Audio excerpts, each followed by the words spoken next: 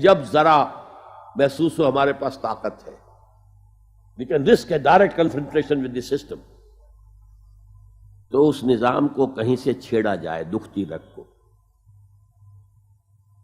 دیکھیے گاندھی جی کی موومنٹ میں عرض کر چکا ہوں، پہلے کیا تھا؟ نان وائلنٹ، نان کوآپریشن، کوئی جرم تو نہیں ہے، ہم نہیں پہنتے تمہارے کپڑے، کیا کوئی قانون ہے یہ؟ لیکن سیکنڈ سٹیج کیا آئی؟ یہ چھیڑنا تھا اس کو۔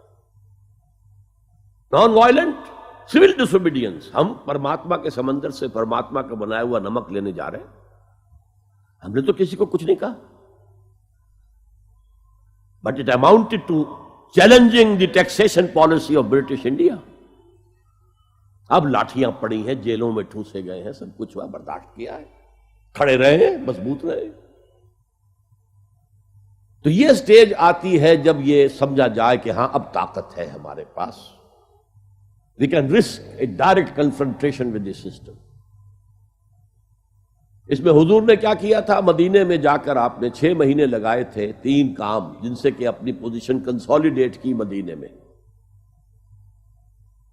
کنسٹرکشن آف دی ماسک، وہ مرکز بن گیا، وہی حکومت، وہی دار الشورا، وہی تزکیے کی جگہ، وہی نماز کی جگہ، سب کچھ وہی تھا۔ دوسرے، ایک انصاری ایک مہاجر، بھائی بھائی، تاکہ یہ 2 فیکشنز علیحدہ علیحدہ نہ رہیں، انٹیگریٹ ہو جائیں۔ اور ایک جو 3 قبیلے یہود کے موجود تھے، ان کو جکڑ لیا ایک میثاق میں، معاہدے میں، میثاق Madina, joint defence of Madina, pact for the joint defence of Madina. اگر مدینے میں باہر سے حملہ ہوا تو ہم سب مل کر ایک امت کی حیثیت سے دفاع کریں گے۔ اس کے بعد آپ نے چھوٹے چھوٹے چھاپا مار دستے بھیجنے شروع کر دیے۔ ان کی جو لائف لائن تھی، میں نے بتایا تھا کہ ان کے کیریوانز کو کوئی ٹوکتا نہیں تھا، روکتا نہیں تھا، لوٹتا نہیں تھا، اب تھریٹن کیا محمد نے صلی اللہ علیہ وسلم۔ یہ گویا کہ اکنامک بلاکیڈ آف مکہ تھا۔ اور جب بھی یہاں کہیں گئے آپ، وہاں کے لوکل قبیلے سے آپ نے صلح کر لی، معاہدہ کر لیا، یا تو وہ پہلے قریش کے حلیف تھے، اب حضور کے حلیف ہو گئے، یا انہوں نے کہا کہ صاحب ہم نہ آپ کے ساتھ نہ ان کے ساتھ، نیوٹرل رہیں گے، نہ آپ کے خلاف ان کی مدد کریں گے، نہ ان کے خلاف آپ کی مدد کریں گے۔ ان دونوں کا نتیجہ یہ ہوا کہ zone of political influence of Quraysh started diminishing. یہ 2 ریزنز تھیں کہ پھر پوری طاقت کے ساتھ قریش نے ریٹیلیٹ کیا ہے، اور پھر لاسٹ معاملہ شروع ہوا ہے، تیسری منزل۔ اس تیسری منزل کی تیسرا سب لیول، اس کا نام ہے قتال فی سبیل اللہ۔ اب جنگ شروع ہے، اے 6 years long وار۔ یہ جو بدر ہے، احد ہے، احزاب ہے، بنی المصطلق ہے، بے شمار غزوات، چھوٹے چھوٹے، بڑے بڑوں کے نام ہمیں یاد ہیں صرف۔ It was a continuous war with battles۔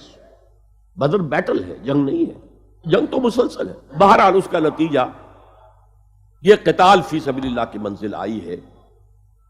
چونکہ یہ ساری 8 منزلیں طے کر کے یہاں پہنچے تھے، لہذا کامیابی ہوئی۔ اگر ایسے ہی اچھل کر نویں منزل پر پہنچ جاتے تو نیچے گر کر ختم ہوتے۔ یہ ہے قتال فی سبیل اللہ، اللہ کی راہ میں قتال۔ آج اس کا آلٹرنیٹو جو ہے سوچنا پڑے گا۔ میری یہ کتاب ہے منہج انقلاب نبوی، پہلے میں نے انالائز کیا حضور کا طریقہ کیا تھا، میتھوڈولوجی کیا تھی، سیرت کا انالیسس ہے، اور اس سے میں نے 6 steps آف ریولوشنری پروسیس اخذ کیے ہیں۔ اور میرا دعویٰ ہے کہ ٹرو ریولوشنری پروسیس کا ماخذ صرف سیرت محمدی ہے صلی اللہ علیہ وسلم، اس لیے کہ مکمل ہمہ گیر انقلاب صرف حضور نے برپا کیا۔ یہ میں گواہی پیش کر چکا ہوں M.N. رائے کی بھی، اور گواہی پیش کر چکا ہوں ڈاکٹر مائیکل ہارٹ کی بھی۔ باقی انقلابات تو جزوی تھے، صرف پولیٹیکل انقلاب آیا فرانس میں، پھر صرف معاشی انقلاب آیا ہے روس میں، ایک ہمہ گیر، ہمہ پہلو، ہمہ جہت انقلاب، وہ تو محمد نے برپا کیا۔ پھر یہ کہ وہ انقلاب ایک لائف سپین میں ہو گیا، ایک آدمی سے شروع ہوا، within 20 years whole process of revolution was completed in one generation, single human generation۔ باقی انقلابات میں والٹیئر روسو کی جنریشن نے کچھ کتابیں لکھی، اس کے بعد ایک انقلاب لانے والے کچھ اور تھے. وہ تو ڈیسک ورکرز تھے، وہ کوئی میدان میں آ کر تو لیڈ نہیں کر سکتے. مارکس اور اینجلز نے کتاب لکھی ہے جرمنی میں اور انگلستان میں، وہاں آج تک وہ انقلاب نہیں آیا ہے. تیسرے تیواڑے جا کر اللہ میاں کے پچھواڑے جسے محاورے میں کہا جاتا ہے روس کے اندر، ایک جنریشن سے دوسری جنریشن. لہذا اگر آپ کو معلوم کرنا ہے the process of a true revolution, the only source is the Seerah and life of Muhammad صلی اللہ علیہ وسلم. بہرحال میں نے اس میں آج کے انقلاب اسلامی کے لیے پہلے 5 سٹیپ جو کہ تو رہیں گے.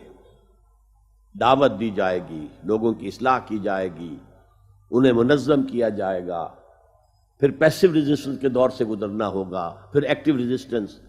لیکن آخری جو ہے 2 طرفہ جنگ کی بجائے ایک طرفہ جنگ. آپ یہ نہ سمجھیے گا میں ہندوستان میں تقریر کر رہا ہوں تو میں گاندھی جی کی تعریف کر رہا ہوں. یہ میری تقریریں کیسٹ پہلے سے موجود ہے، میں نے ہمیشہ نام لیا ہے کہ آج کے دور میں اس انقلابی عمل کی آخری سٹیج کیا ہوگی. اس کے ضمن میں مہاتما گاندھی کا پروسیس درست ہے. نان وائلنٹ، نان کوآپریشن، ترک موالات، نان وائلنٹ، سول ڈس اوبیڈینس. لیکن یہ سٹیجز کب آئیں؟ جب گاندھی لیڈر بن چکے تھے. ان کا یہ کہہ دینا کافی تھا کہ بدیشی کپڑا ہم نہیں پہنیں گے اور ہم اپنا چرخہ چلائیں گے. پورے ہندوستان میں چرخے چلنے شروع ہو گئے، لیڈر تو پہلے کوئی ہونا. بہرحال یہ جو 2 سٹیجز ہیں یہ ہندوستان میں ہوئیں.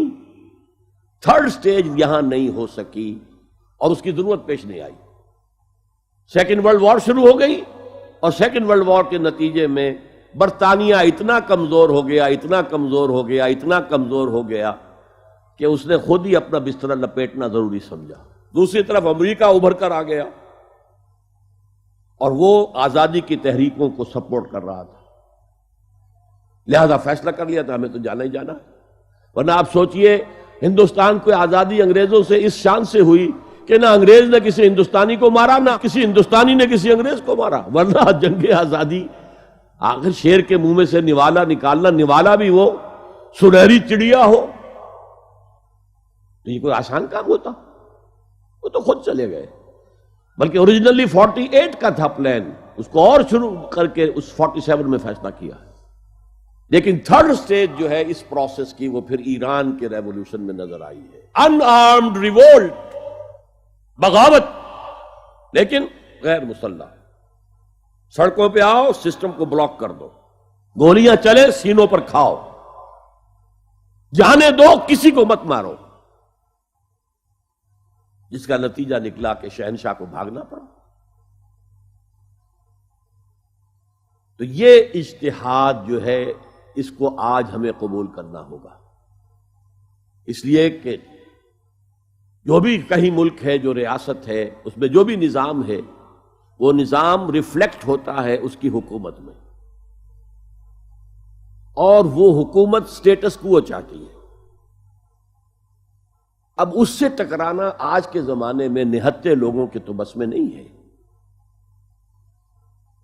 وہ ان کے پاس فوج ہے، ان کے پاس ایئر فورس ہے، ان کے پاس یہ ہے، ان کے پاس وہ ہے. عوام تو نہتے ہیں. اور دوسری بات کیا ہے، جو سوشل ایوولوشن ہوا ہے دنیا میں، عمرانی ارتقاء، اس کے نتیجے میں یہ تصور سامنے آیا کہ ریاست علیحدہ شے ہے، حکومت علیحدہ شے ہے. پہلے تو حکومت ہی حکومت کو لوگ جانتے تھے نا، ریاست کوئی کانسیپٹ کی حیثیت سے تھا ہی نہیں. اب ریاست علیحدہ، اسٹیٹ علیحدہ ہے، گورنمنٹ علیحدہ ہے. گورنمنٹ اسٹیٹ کا ایک ادارہ ہے، ایڈمنسٹریٹو ادارہ ہے. شہری جو ہے وہ اسٹیٹ کے وفادار ہیں، گورنمنٹ کے وفادار نہیں ہیں. گورنمنٹ کو بدلنے کا ان کا حق ہے، ووٹنگ کے ذرا بدلیں، کسی اور ذریعے سے بدلیں، ایجیٹیشن کے ذریعے بدلیں. If they are peaceful, they have the right to agitate. ہاں اگر وہ امن کو خراب کریں گے تو پھر اس کے اوپر ایکشن لیا جا سکتا ہے. پیسفل ہے تو کیا لیں گے ایکشن. تو اس اعتبار سے آج کے دور میں یہ اس کا متبادل ہے.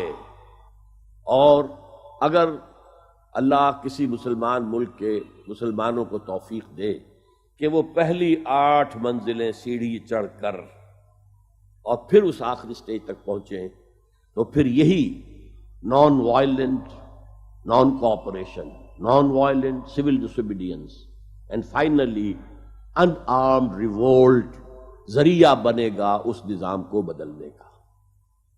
یہ ہے جہاد فی سبیل اللہ۔ جو اس لائن سے ہٹا ہوا ہے وہ جہاد فی سبیل اللہ نہیں ہے۔ وہ جہاد فی سبیل الحریت ہو سکتا ہے، وہ جہاد جو ہے کسی اور نظریے کے لیے ہو سکتا ہے، اللہ کے راستے کا جہاد یہ ہے۔